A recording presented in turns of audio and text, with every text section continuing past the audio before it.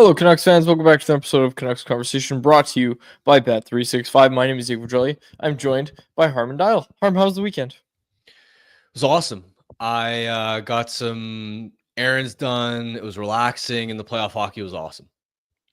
Okay, so I'm a grilling guy now. I've started to be a grilling guy. I got a grill now, or barbecue. I keep going back and forth. I'm not exactly sure what I'm supposed to call it, but I've decided I'm a grilling guy now. I'm gonna make grilled chicken. That's my next thing. I did burgers. Burgers, easy, fun, but chicken is the next thing I'm gonna try because barbecue chicken's awesome. This is the perfect time of year to learn as well. Get your feet wet under you, and I mean, amazing timing for you to actually have some space to get a grill / barbecue actually set up, because obviously at your last place that wasn't exactly something you could do. That's right. Conversation said, guy is about to get married and immediately starts grilling. It's true. And gardening, I've got plants now. I'm trying to pick, you know what? Actually, chat, help me out here. If you can figure out what plant I should put at the front door, there's two criteria, okay? It can't attract a bunch of bees and it can't be toxic to dogs. Because at first I was like, oh, lavender. Like, fiance and I were getting married. And we're getting married at a lavender farm, so we're really excited about that. But we were like, okay, lavender front door, great, but lavender attracts a ton of bees, so we don't want to put two, because I got two planters right by the front door. I want to put something that's going to attract a bunch of bees right at the front door, if that makes sense. So I was like, okay, I'm not going to do that. I'm going to do magnolia flowers, and those are magnolias, I think that's what they're called, and they're supposed to be like, not repellent, they're repellent for pests, but like bees don't really care too much about them.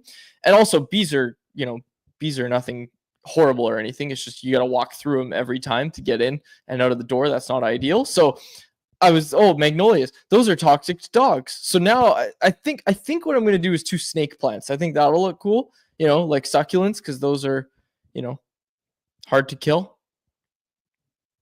I wish I had something to add, but I am the exact opposite of a plant expert.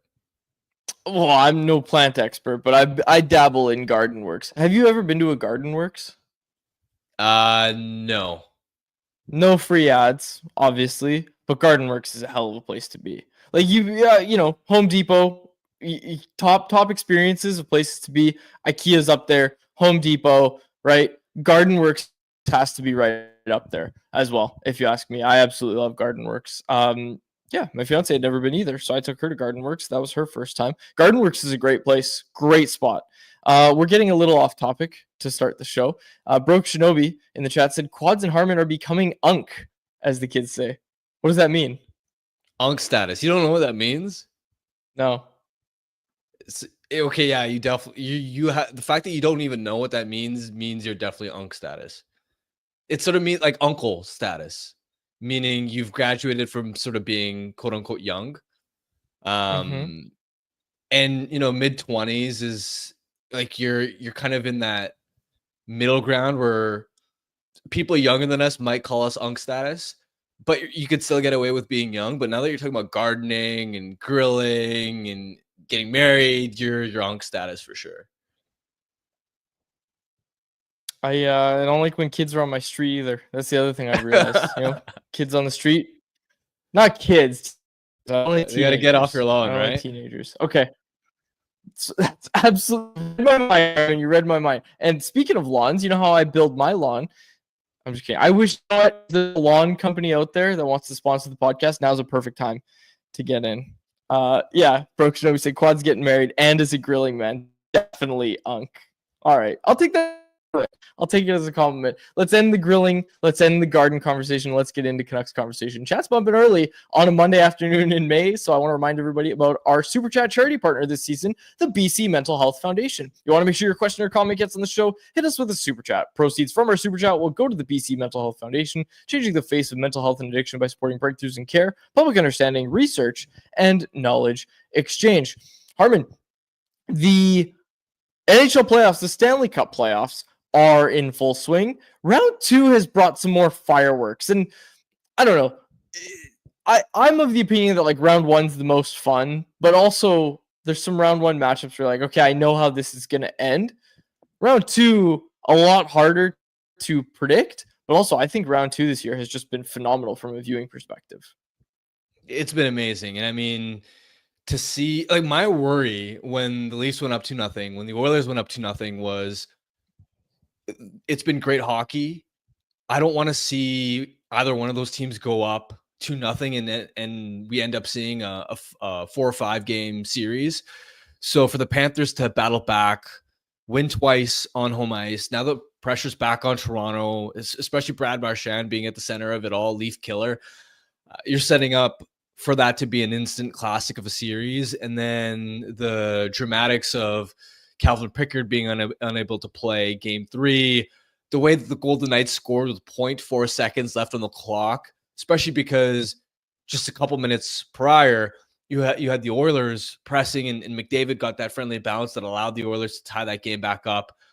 It's been just amazing theater, and it's setting up for some awesome storylines. And also the Jets Stars, all the controversy from that kicked Petrovic goal. We can talk about that. There's just been a lot of good stuff in the second round of these playoffs, minus Caps Hurricanes, of course. Okay, on Friday when we were talking about that series, you were like, "That's atrocious to watch," and I told you like I hadn't watched many of those games. And I said like I had watched the one game, and I was like, "Oh, that's fine, whatever."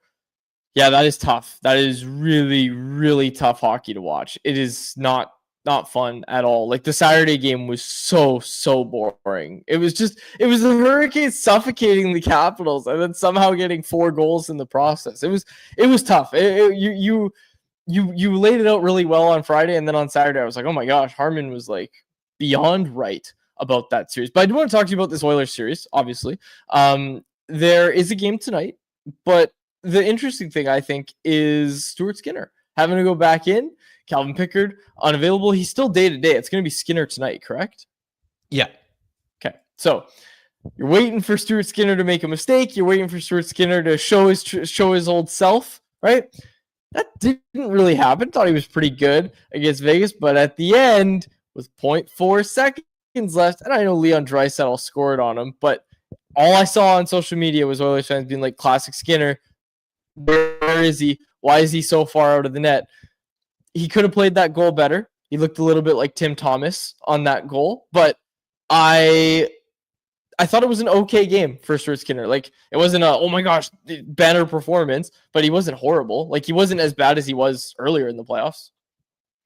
It was fine. The Oilers deserved to lose that game just based on the flow of play. The Golden Knights controlled most of the action. They spent more time in the offensive zone. I felt like they had more quality chances. The Oilers, after looking dynamite offensively since the middle of that first round against the Kings, it was the first time in a while that they weren't able to manufacture a lot of meaningful chances. And even for them to tie the game, it took a pretty friendly bounce for McDavid with 3 minutes left. So I agree with you on that standpoint, but the way Skinner lost his net was still pretty brutal on that last one. I didn't love the first goal either. And of course, sandwiched in between, he made a couple of quality stops on grade A chances, but I feel like the bar is so low with Stuart Skinner. Mm-hmm. We're talking about this guy as if he's this minor league goaltender, like he's Louis Domingue being asked to play playoff games, where even after a game where he allowed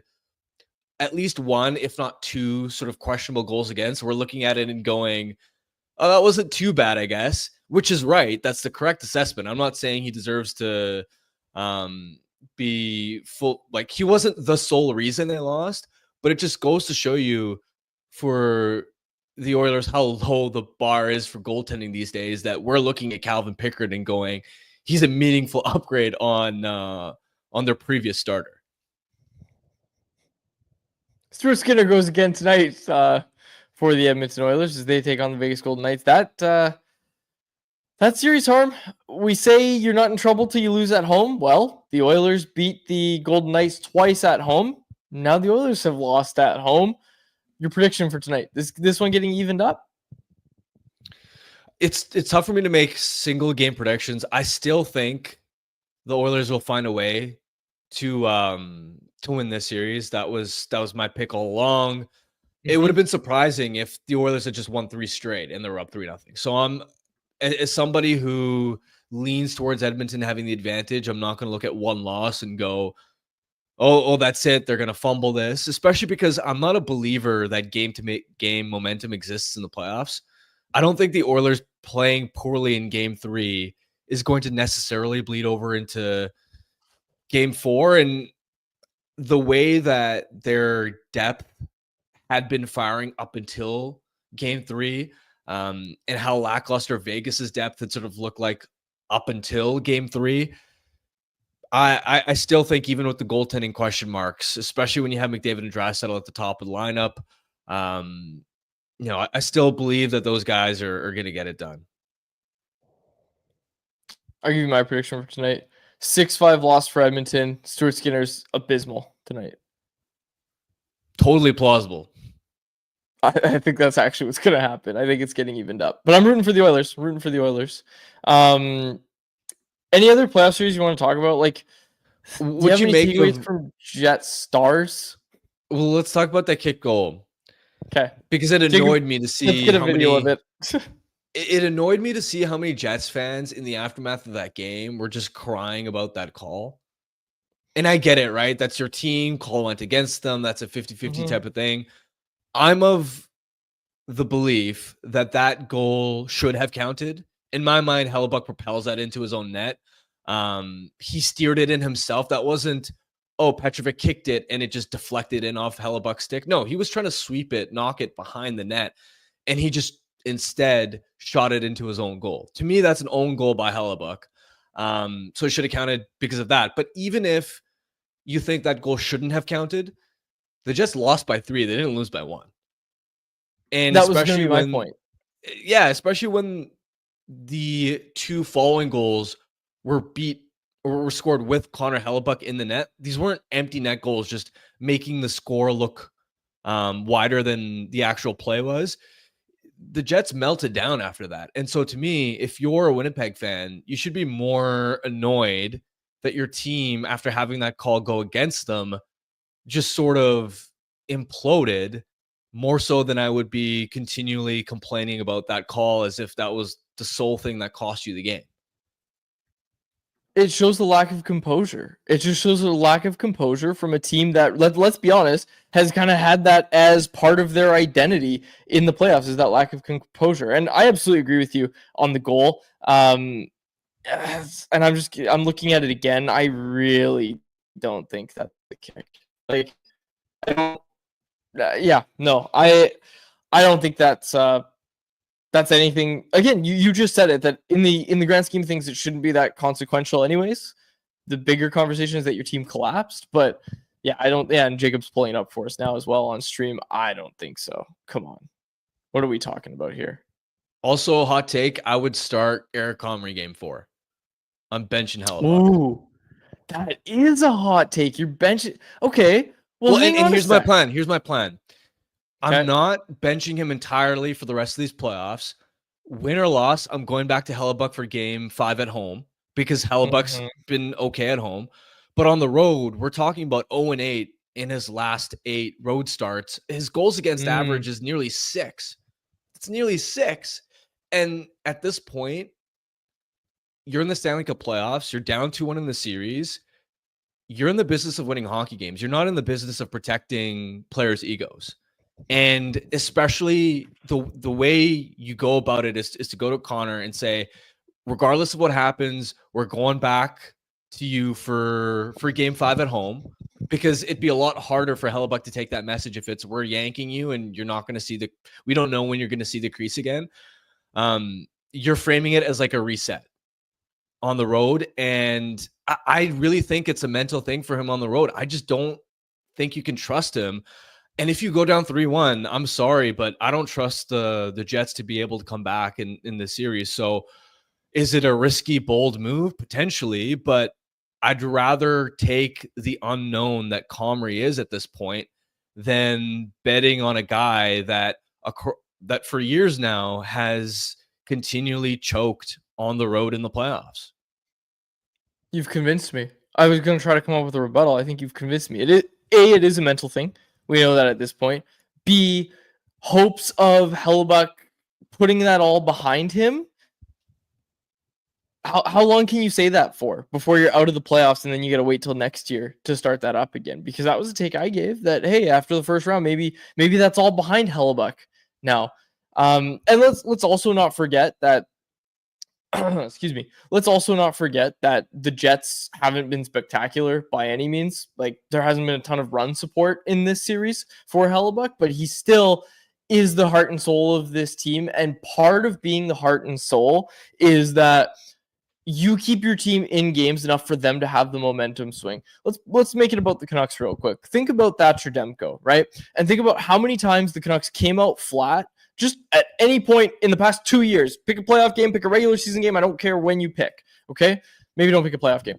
But Thatcher Demko, the Canucks come out just so flat to start games, and then he makes a big save. Maybe he makes 3 big saves that really is no business making. He makes them, and then the Canucks kind of come together, and they're like, okay, like, it's time. We got to figure this out. We got to go there. It's a real momentum swing when your goaltender is making saves like that. And right now, Hellebuyck isn't making those saves. He's actually doing the opposite, where they're worried about him in the net. The players in front of him are worried about what he's doing behind them. So that's another mental thing for your team to kind of deal with. And I think you're bang on that. It might be a good idea to just give him that little reset. Yeah, and it's not like Comrie is a terrible goaltender. He had a .914 save percentage this year. So again, I mean, I just can't get over the fact that you're talking about a near, like, the goals against average, according to Sportssense broadcast, was 5.83 for Hellebuyck in his last 8 road playoff starts. And how many times does he just give up a goal on the first shot? He's already done it 4 times this postseason. And it's just so deflating for a group that as soon as the puck drops and you surrender 1 shot, you're immediately behind the 8 ball. That's just tough mentally to recover from. Absolutely. Absolutely it is. You're absolutely correct. Monday, May 12th games. I want to keep talking about the playoffs, okay? We've talked about the Caps. We've talked about the Hurricanes. Oh, no, sorry. The one series we haven't talked about yet is my Leafs, who seem to be choking a little bit, Harm. I see a lot of whining about the referees from Leafs Nation right now. I'm seeing a lot of that right now. What's your read on this series? Series tied 2-2. Well, first of all, I don't think Leafs fans have a right to whine about the officiating, considering Max Domi's late game hit on Barkov was just garbage. In my mind, late in the game like that, predatory hit on another team's star player behind the, from behind into the boards, driving him head first. Like, that was a really bad play, and Domi's lucky that he only got fined, in my mind. The series itself, I mean, at this point, all eyes are going to be on Austin Matthews and that power play. This has happened in years past where the Leafs power play just completely goes out, and they were really hot at the start of that first round series against the Ottawa Senators. They went a little quiet in the last couple of games in that series, and they haven't been clicking near consistently enough in this second round series against the Panthers and Matthews as well. Some of the conversations around Matthews right now or lately have been similar to the ones around Pettersson, where it's, oh, he's playing well defensively, he's still picking up points here and there. It's time to stop. Like, that's all fine and well, and he has played well defensively, but the guy needs to score goals. He's got 3 goals in his last 18 playoffs. He's a goal scorer. Like, goal scorer. That is what you pay him to do. That is what his role is on the Leafs. You're right. He needs to score goals. I will say this, though. For all the heat Mitch Marner's taken over the years, like, Austin Matthews has quietly gone under the radar a bit as another part of the problem, right? Like, you're all core 4, but really it feels like all of the focus has been on Mitch Marner. Obviously not so much on William Nylander, but Austin Matthews, yeah, like, I was just going to make the point that it's not even like, oh, this is so out of the ordinary for him. It goes back to last year. I mean, the year before that, he was a bit better, but last year, 5 games played, 1 goal, 3 assists. Like, you need more from Matthews in these series. I'll give you this take real quick. The Leafs power play is missing like a really, really good quarterback. If they had a really good quarterback, they'd be dominant. Like, put Quinn Hughes on the Leafs. That's the best power play in the league for the past like 100 years. Probably, and this is where they went with the 5-forward unit down the stretch. I think from February onward, they were a top 5 power play in the NHL, so we're scorching hot.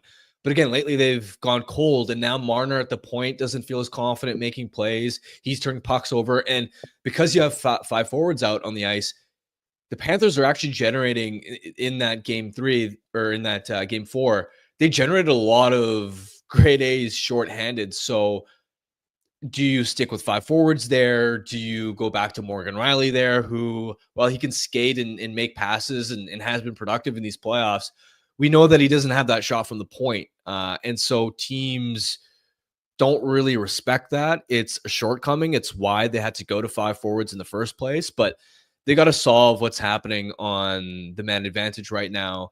And for Matthew specifically, the heat is especially on because Marner hasn't been great lately, but overall in these playoffs, he's got 12 points in 10 games. And I think he's been totally fine.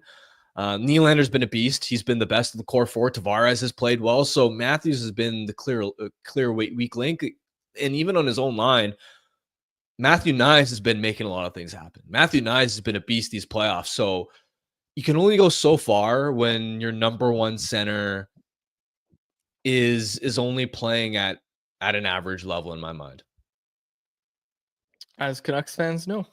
Okay, just ahead of our poll question and talking about the Abbotsford Canucks, I want to tell everybody about our friends over at Greta Bar YVR. It's the home of our electric watch parties during the season, and it's a great spot to catch the Stanley Cup playoffs. They've got plenty of arcade games to go along with the bar and the iconic street food menu, so make Greta your spot to hang out next time you're downtown. 50 West Cordova Street is the address. Let the games begin. All right. Speaking of playoffs, the Abbotsford Canucks, for the first time in their history, are on to the 3rd round of the playoffs. And man, oh man, has it been entertaining. And the subject of our poll question today, which we'll get to in a second here, is if you're going to go out of your way to watch AHL playoff games. And Harm, I got to say, I think I am. I've been mostly reading the Farmies, catching Rinkwide, a lot of good stuff over at CanucksArmy and on Rinkwide Vancouver's YouTube channel to keep you up to date with what's going on. But I might, make this appointment viewing to watch the Abbey Canucks right now. 100%. And even just watching game 4, I believe it was, where they beat Coachella Valley, Arturs Silovs got the shutout. It was a lot of fun to watch. I mean, first of all, the atmosphere, I obviously wasn't at the game, but just watching it off the broadcast, the atmosphere looks incredible out there in Abbey. The fans are super loud. The energy in that building, especially because it's a smaller barn and they really pack the people in there. It's sort of like Canada Life Center, where in Winnipeg, compared to other NHL rinks, it's a smaller venue and there isn't as much capacity, but it's still like pretty tightly packed. So it sounds louder as a result of that. I think that's what makes Abbey games a lot of fun to watch. Even the few times when I have gone in the regular season, you can tell this is really loud, and it's sometimes even more of a fun atmosphere than Canucks games at Rogers Arena. So that's super exciting. And I know he didn't factor into the scoring, but I just had to shout out how fun Tristan Nielsen is. There was a shift where he crushed 2 guys that were way bigger than him on the same hit. And John Hayden, who has played NHL games for the Kraken this year, and it's just always kind of like I don't want to say enforcer, but the closest thing you'll kind of get to a tough guy, like a Liam O'Brien type in the NHL. So he's down in the AHL for this run, and Hayden got pissed off that Nielsen took made these 2 monster hits, and just like basically attacks and roughs him up away from the play. Nielsen draws an interference penalty. It's just fun to see Nielsen do what he does. He's sort of like Antoine Roussel, as far as always having the good version of Antoine Roussel, like year 1 version of Antoine Roussel, where he plays fast, he's aggressive, he's physical, he's undersized, he's fiery. He's just a lot of fun, and we never really talk about him, so I wanted to shout him out. I love it. I love it. Jeff did something where he's ranking the top 5 Canucks, Abbotsford Canucks. I'm not going to give away his list because it drops tomorrow, but I will tell you number 1 on the list is Arturs Silovs, who again, like, got pulled in this series. Nikita Tolopilo comes in, and then again, Manny Malhotra goes right back to Arturs Silovs, and that's one thing I want to ask Manny about next time we chat with him is just like, what makes you have the confidence to go back to a guy when you've pulled him in a playoff game? To do it twice, too. And I mean, now obviously you know to have that confidence that if you have to pull him in a game, he's definitely going back out the next game because Arturs Silovs now has 2 series clinching shutouts. Again, he's got one in the NHL, so if you count that one, it's 3 because obviously he was part of that against the Nashville Predators in Game 6. He was a part of that. But now he's got 2 this playoff series for the Abbotsford Canucks, and he's just been absolutely remarkable. He's been otherworldly. He's got a .935 save percentage through these playoffs, even with 2 of those games where he's gotten yanked. That save percentage, if you take out the games where he was pulled, I know, the numbers look great if you take away the 2 worst ones, but you get what I'm getting at, right? Like, this guy's been phenomenal, and that .935 is even with those awful performances where he got yanked. Yeah, he's on an incredible heater, and he's been making saves off the rush look easy. I think his best stop was one where Coachella Valley dumped it in. He sort of steered it behind the net, but misplayed it right to a Firebirds player. That Firebirds player instantly passed it right in front to a teammate that was wide open, point blank, and Silovs robbed him. And that was when Abby throughout the game was only up 1-0. They scored the empty netter later. But if Coachella Valley scores on that type of grade A point blank chance, it's a tie game, and it's potentially a completely different game and potentially a completely different series. I also think the team in front of him has done a strong job of collapsing on any rebounds that have leaked and just sort of clearing that net front area. Silovs hasn't given up too many bad rebounds, but when on occasion it has happened, Abby's done a terrific job of just collapsing in those situations and making sure that they're first to those pucks.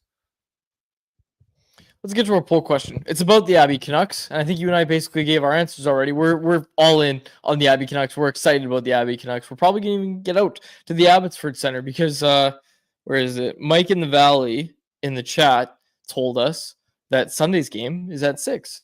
So minimal traffic. That's the biggest deterrent for me to go to Abbotsford Canucks games is that Highway 1 traffic. The drive from, like, Vancouver Burnaby, not even Vancouver. I'm not even going to say Vancouver because they don't even have a highway in Vancouver. It's basically North Van to Burnaby. Anyways, from Burnaby, when the HOV lane starts, okay, from Burnaby to Langley, fine. Like, you're not going to hit much traffic. But then somehow, from Langley to Abbotsford, or really just Abbotsford, when you're driving into Abbotsford, somehow, and I know the answer, it's because there's 2 lanes and they've been doing that stupid highway widening for, 12 years now they've been doing that? I don't see any extra lanes opened yet. Anyways, getting off topic a bit here, but that drive to Abbotsford, it just takes like an hour once you're actually in Abbotsford. And you know what I'm talking about. You used to go to school in Langley, right? Not Abbotsford? Yeah, Langley. Yeah. And they're even there. Horrible drive to have to make.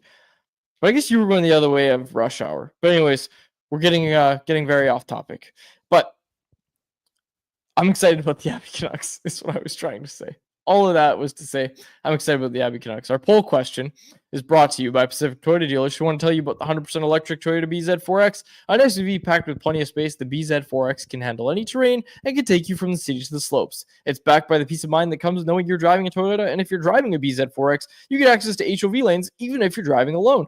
Get in and go. When you choose the BZ4X, you can get a $5,000 incentive, and now you can finance a 2025 BZ4X LE all-wheel drive from 0.99% APR for 36 months. Visit shoptoyota.ca or your local Pacific Toyota dealer today. All right. Our poll question today. With them going to round 3 of the playoffs, will you now go out of your way to watch AHL playoff games? Our options were yes, no, and I already have been. 46.8% of people say yes, 40.7% say no, and 12.5% say they already have been watching those AHL playoff games. I'm absolutely going to try to watch. Really, I'm going to try to watch every game from here on out. I think that's round 3. It's important. These guys might pull it off. There's only 4 rounds, right? Like that's what people need to understand. These guys are close to being in the Calder Cup final. Like that's a big deal. That would be a huge deal for this organization. So we're rooting for them. We're rooting for them. Did you have anything on Abby you wanted to say? It's just funny on a more lighthearted note. It's kind of jarring to see somebody like Sammy Blais, who at the NHL level has borderline 4th line caliber offense. You would never expect him to be any, even when he was a valuable NHL player, it was never because of his scoring chops. It was just because he's physical, hard to play against, has the big body, good forechecker, all of that stuff. It's so jarring after seeing Blais for so long in the NHL to then watch him in the AHL and be like, oh, this guy runs the power play from the half wall, is like the slick puck handler, is their go-to like best offensive weapon. It's just after years of watching Blais, first in St. Louis, then in New York as this 4th line guy who'd play 8-9 minutes and couldn't create any consistent offense at the NHL level. You watch him in the American League, and yeah, he's running the power play. He's a go-to guy. He's over a point per game in the playoffs. It's pretty jarring. And among other guys that we've previously seen at the NHL level, great performances from PDG and Carlson playing together on the same line. They just play playoff hockey. They're so responsible defensively. They're great along the walls. They spend a lot of time in the offensive zone, able to cycle the puck. Another observation, Lecker was pretty quiet again. There was one play I didn't love where he had the puck in the defensive zone, and keep in mind, Abby was nursing a 1-0 lead. There was pressure on him at the defensive half wall, and he sort of half-heartedly flipped it out, was a little bit hesitant of taking on the physical contact. And so, didn't level play like that. And just overall offensively, he's been pretty quiet in these playoffs. So that's something that you're hoping he can figure it out as the postseason goes deeper and deeper.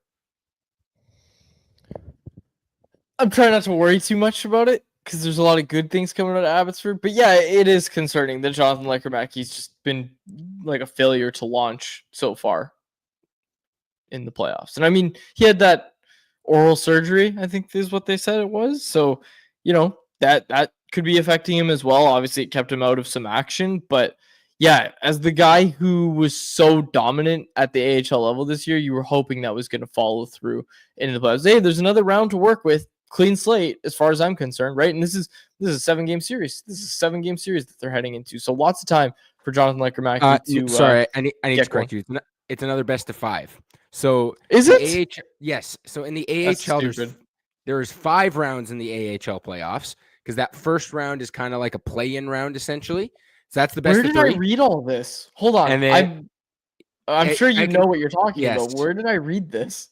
And that's why this series is starting in Abbotsford for games 1 and 2, and then they're going to go 3, 4, and 5 in Colorado because the Colorado Eagles were the higher seed, and they opted to have 3, 4, and 5 at home. So the exact same way Abbotsford opted for that last round. But yes, in the AHL, you kind of have that round 1 play-in round, and then round 2 and 3 are kind of like what you would imagine the first and second round are in the NHL, your divisional rounds. So this is the Pacific Division Final. Winner of this plays the other Western Conference Division winner in the conference finals, and then you get to the Calder Cup final. Both the conference final and Calder Cup final are best of 7s. Okay, so I was just way off in a few ways.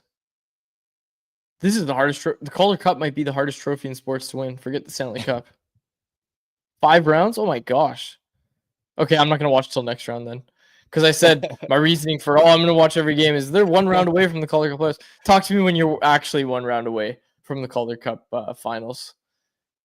That's stupid. That is so silly. Having a 5-round playoff, that's so stupid. I don't want to get into it. Like as I mentioned, though, that first round is a play-in round. There were multiple teams that got buys. Don't have it. And it's because of the imbalance between divisions in the American Hockey League, right? Like you have the Pacific Division with whatever it is, 8 or 9 teams in it.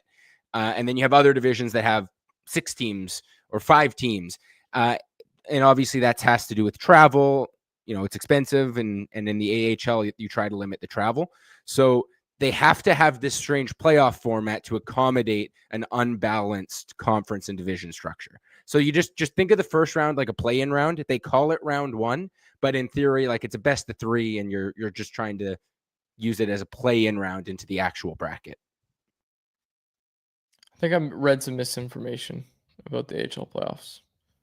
Let's continue. Let's get to anyone else, which is brought to you by the Vancouver Canadians, who are back at home starting tomorrow, Tuesday, May 13th, for a 6-game set with the Everett Aqua Sox. Summer weather's nearly here. You can feel it, so it's a great time to get out to the Nat. They've got a nooner at the Nat on Friday the 16th, so get out of work early, grab some breads, and head on down to the ballpark. On Saturday the 17th, the Seas host Women in Sport Day with a special guest appearance by Hazel May, and check out the White Spot Family Fun Sunday on the 18th. Bring the kids. They get to run the bases postgame. Always a fun day on a Sunday afternoon. For tickets, call 604-872-5232 or check out CanadiansBaseball.com. Okay, on Abbotsford. This one was from Mike in the Valley again. He said Jujhar Khaira and PDG are also noticeable. Shows how much of a gap there is between NHL players and AHL ones.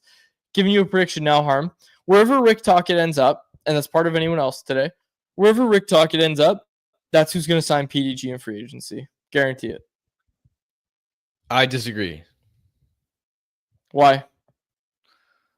Tocchet likes PDG, but I don't think he loves him to such an extent where that's going to be a priority. Where get me PDG.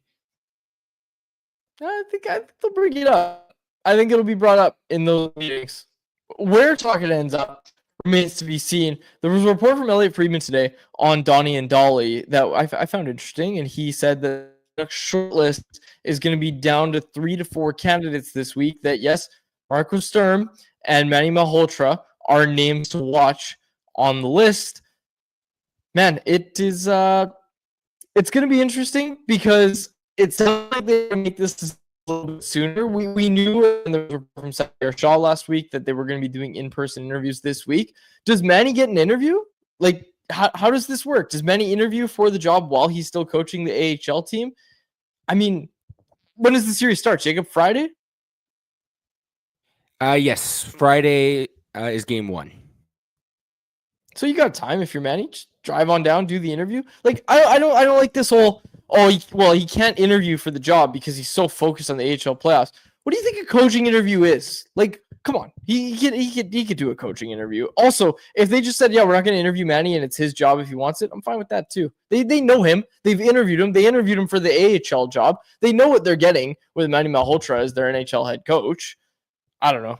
I was wondering about this though, that okay, if they want to make this decision soon and Manny still coaching the Abbotsford Canucks, is that going to affect things? I don't know. I honestly don't know the answer to it. Yeah, I don't either. I get the point that you're making as far as they're really familiar with Manny, and so you don't need to vet him as deeply because you're aware exactly of how he operates. You work with him on a day-to-day basis.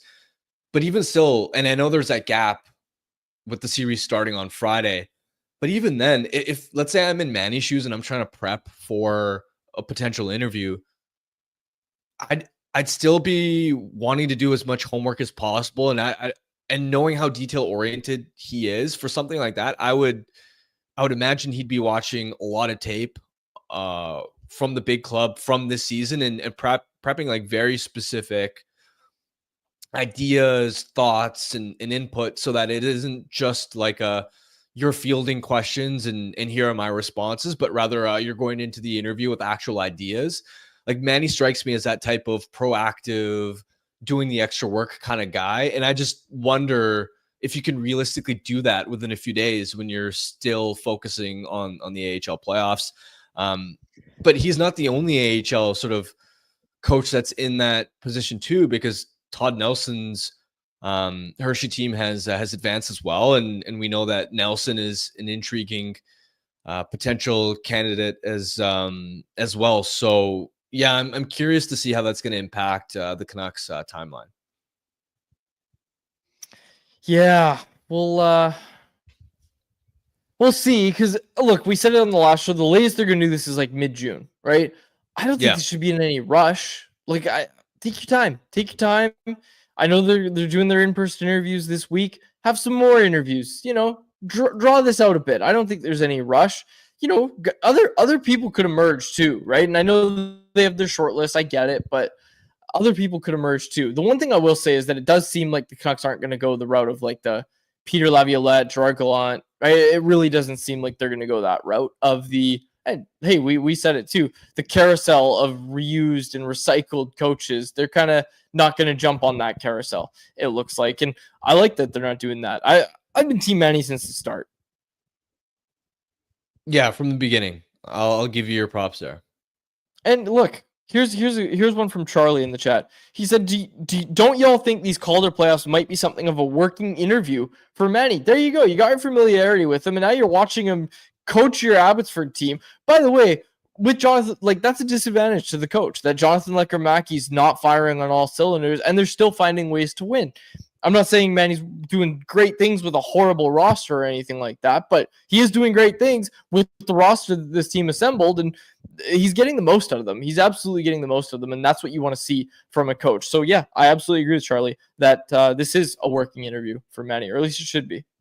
It helps, but coaching at the NHL level is still very different, and the team will still need to do its due diligence to make sure they've checked all their boxes as far as being fully convinced that he's ready to take that step, which I believe he is, but it isn't as simple as, oh, the deeper Abby goes, the higher the chances of Manny being hired as the NHL coach. Absolutely. And it's goes beyond X's and O's, right? Like, this interview is not going to be, what kind of system would you like to play? Like, that'll obviously be asked and discussed, but it'll be, how are you going to get the most from Elias Pettersson? And also, like, they want to ask theoretical questions of, like, why do you think Elias Pettersson struggled? And they'll learn things from that answer, right? Look, if I were interviewing for that position, I'd say, oh, his knee. It's got to be his knee, right? It's got to be that his knee's bugging him. No, I'm just joking. That's the quickest way to not get a call back. Yeah, Rutherford and Elvin would just like, oh, thank you for your time. We'll be in touch shortly. Oh man. Okay. Yeah, I'm all on Team Manny. All in on it. Okay. Was there anything else that I wanted to get to? Anything in the chat?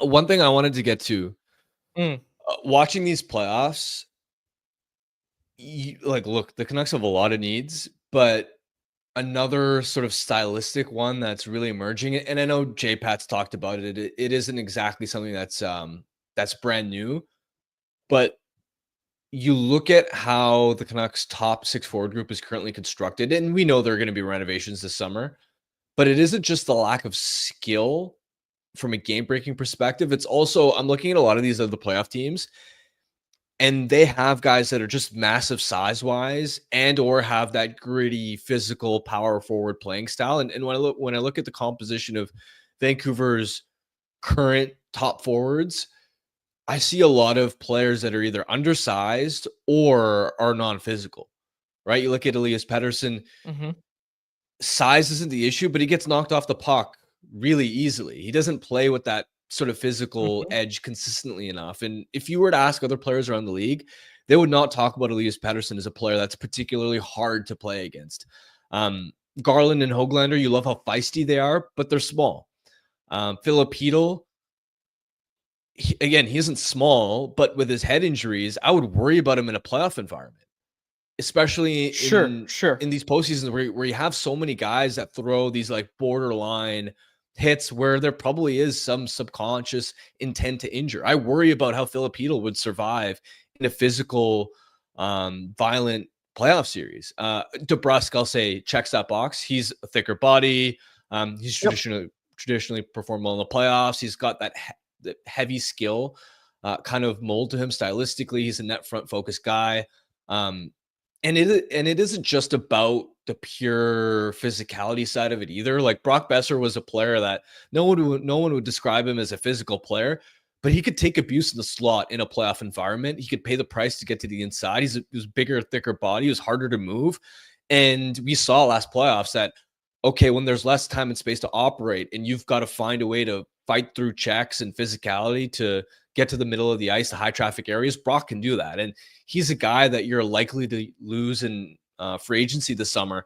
And so you look at some of the other teams and it's like Florida in their top 6 has got Matthew Tkachuk, Sam Bennett, Alexander Barkov is 6'3", 213. Rodriguez is their only top 6 forward who isn't at least 6'1".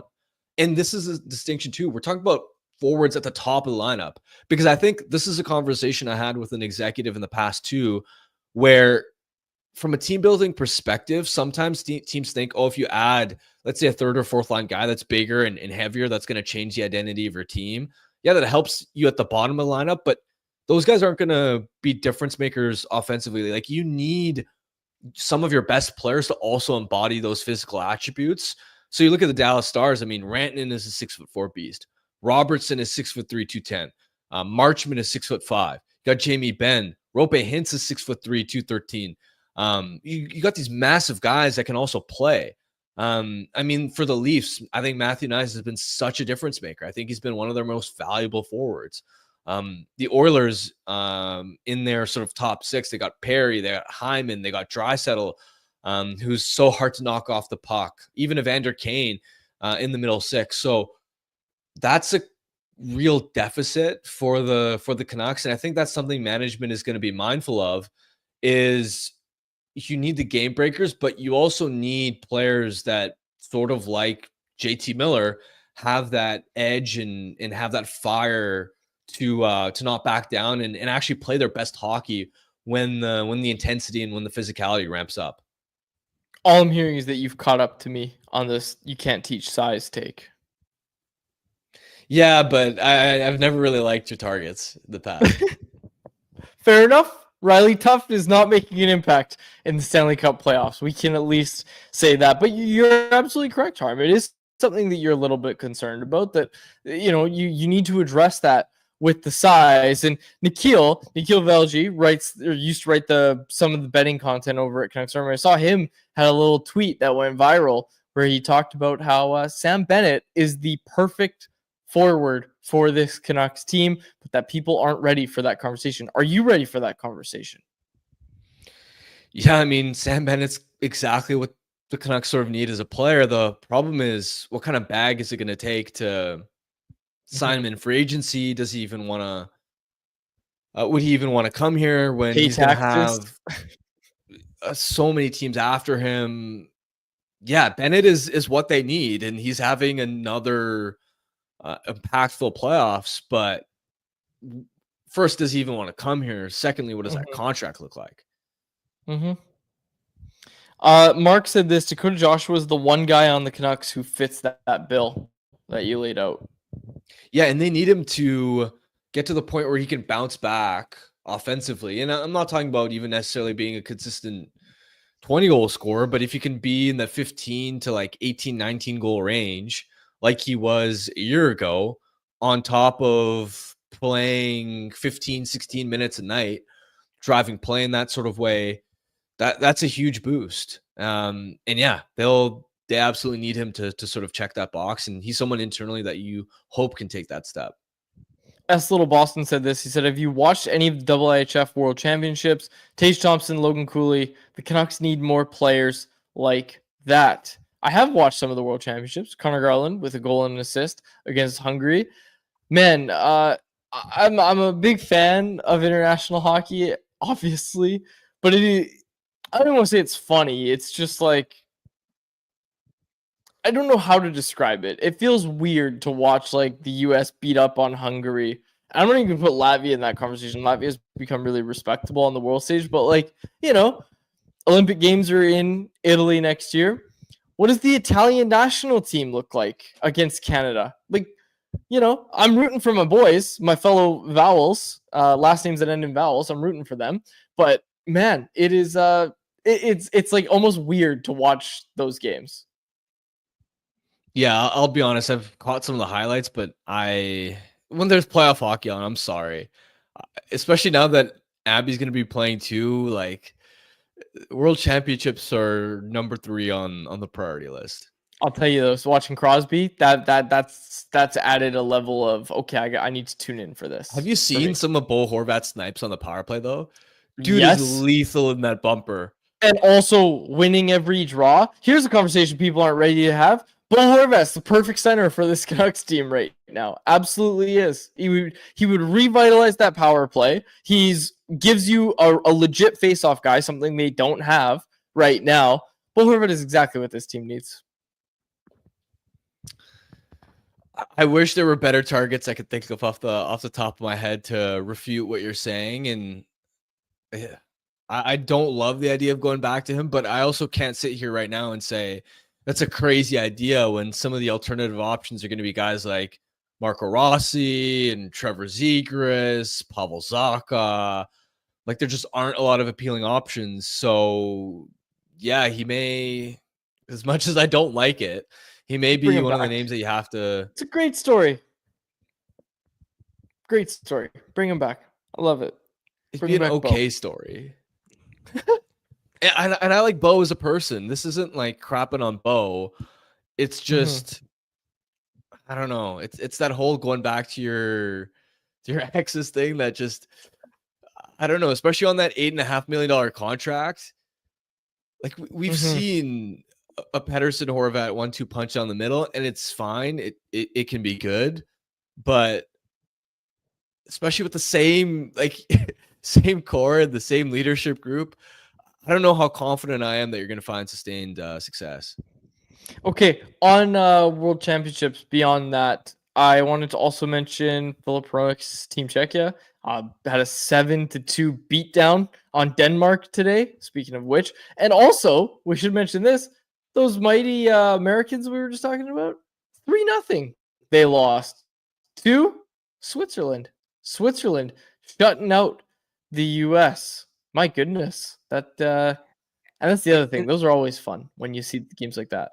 Yeah, and Quads, that's kind of one thing I wanted to bring up with the World Championship specifically, because you get some NHL players going, you always think like, oh, yeah, Crosby and McKinnon are there, Canada's unbeatable, but that's never usually the case. Like you'll see, yes, okay, I'll give it to you. France, Hungary, they're not going to win a game and they're going to get relegated back down. I get that. But the Switzerlands, the Latvias, like every once in a while, Great Britain is going to like win a game. And when you see those guys beat a team with NHLers, even if it's not like best on best NHLers, like it's a huge deal in those countries. And we have a lot of listeners who are European, who are in our chat talking about how much they're watching the World Championships. Like in Europe, they look at the World Championships like on par with the NHL playoffs, right? Like in Sweden right now, who's hosting this tournament, like that is all anybody's talking about, right? They want to win a gold medal at home.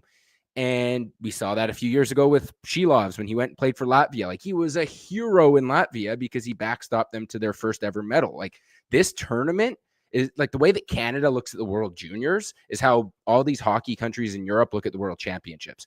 And I think Harman's right. It's kind of tough when we've got NHL playoffs going here, and then we've got the Abbey Canucks going on a run. It's hard to watch to fit in the World Championships, and just that tournament is almost never played in North America. It makes it difficult, but when you think about it from the perspective of those in Europe, like this tournament really is everything for some of those hockey countries. The shots were 27-23 for Switzerland, and the U.S. got shut out by a guy named Leonardo Giannoni, who's 37 years old and has only played in the Swiss Pro League. That's awesome. But he's got 5 championships, though. He's got 5 rings. 5 rings. They're He's Swiss like rings, but they're still rings. He's like the GOAT of Swiss hockey, though. Like, go look at his save percentages in the Swiss League. 936, 930, 933, 925. Like, this guy... And he's always on these Swiss rosters. Like, I believe he's been on their Olympic rosters, like as a backup when there's an NHL goalie who's there. Like, this guy is like the Martin Brodeur of Swiss hockey. Well, he just shut them out. He just shut out the Americans. So there's your first loss for the U.S. at the tournament. We'll keep an eye on the rest of the tournament as well. Sweden won 2-1. Any other Canucks? No, there's only 3 Canucks there. So that's it. That's it for today on our World Championships report. Anything from either of you before we close out? Sorry, I got one more thing. And we had Box Van Go, regular listener in the chat, talking about it. We started a new series on the CanucksArmy YouTube channel. We're going to be doing some different video essays talking about hockey history, Canucks history. First episode's out now. I'll put it into the chat if you guys want to go watch it. We break down the history of towel power, how that started, looking at that 1982 Canucks team and how it has kind of evolved into really something that's transcended not only hockey, but into the world of sports as a whole. So be sure to check that out. We're going to be releasing those every couple of weeks throughout the off season. So be sure to have that notification bell hit so you get notified of our uploads on the CanucksArmy YouTube channel. Yeah, shout out to you, Jacob, as well, but also Clark Corson for all the research and all the putting together of the script and everything and helping me out there. Clark did a great job on his part of that as well. The behind the scenes people, you hear my voice, but a lot of people required to make those things go. So excited for the next one. What's the next one on? Oh yeah. Well, I'm not going to spoil it. Whatever. I'm gonna. I am doing one on Ed. I'm doing one on Ed Jovanovski. I just want to tell everybody I'm doing one on Jovo. There's a Jovo one. The next one is going to be interesting. It's about the first Vancouver Canucks team to ever make the playoffs, and a lot of people probably have never heard of. I couldn't tell you the year off the top of my head. Like now, I'm doing the research and the prep, and I'm getting ready to do it. Harmon, top of your head, what was the first year the Canucks made the playoffs? It's not embarrassing to not know the answer. It is mid-70s. It's about as mid-70s as you get. It was 75. But we're going to do a video essay on it, and you'll learn all about that team eventually. But yes. There's some fun little tidbits about that team and the playoff format at the time. It'll be hopefully an informative watch. It'll be good. All right, let's get to our Bet365 bet of the day. Oh, before that, though, Family Feud survey, folks. We got it out today. We need survey responses. Fill it out. It's in the description on both the podcast and the YouTube show. We need your responses. We need 100 Canucks fans to respond to the Family Feud survey. So it's available now. Make sure you hit it up. All right, Bet365 bet of the day. I said it earlier. I think this series between the Oilers and Golden Knights is getting evened up tonight. I am taking the underdog Vegas Golden Knights to even up the series in Edmonton. You can get the Vegas money line at -105 right now on Bet365. And if you want to get in the action for the Stanley Cup playoffs, Bet365 has got you covered. From game props, player props, totals, and the money line, you can even bet on futures like series winners, conference championships, the Stanley Cup champions, and much, much more. Whatever your bet is, it's never ordinary at Bet365. Download the app and get it on the game. An official partner of the Stanley Cup playoffs. Must be 90 plus to play. If you choose to play, please play responsibly. All right, we will close it out there. For my co-host Harmon Dial and our technical producer Jacob Bizarre, my name is Dave Woodrelli. Thanks so much for hosting of Canucks Conversation. Canucks Conversation is live Monday through Friday, every weekday at 2 p.m. over on the Canucks Army YouTube channel. Make sure you like, subscribe, and interact in the YouTube live chat every day with us, folks.